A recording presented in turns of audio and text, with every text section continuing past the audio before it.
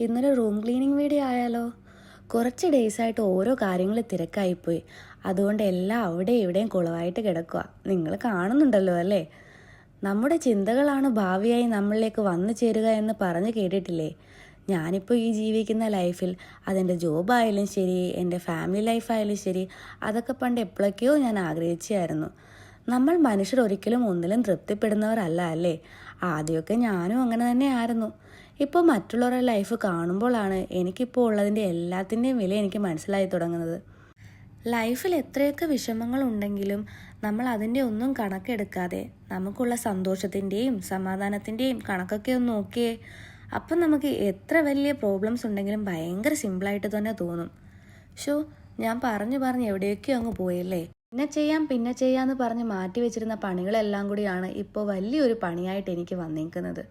അങ്ങനെ ഇരിക്കുമ്പോൾ ഞാനും സഹായിക്കാമെന്ന് പറഞ്ഞ് കൂടെ ഒരാൾ കൂടിയിട്ടുണ്ട്. ആയതായിക്കോട്ടെ എന്ന് ഞാനും വിചാരിച്ചു. പിന്നെ ആ ഒരു കാര്യത്തിൽ ഞാൻ ഭയങ്കര ലക്കിയാണ് കേട്ടോ.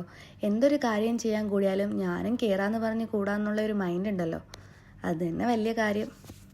അപ്പോൾ നമുക്ക് നമ്മുടെ റൂമിൻ്റെ ഫൈനൽ ലുക്കിലേക്ക് പോയാലോ? ആകാശം ചുരിയും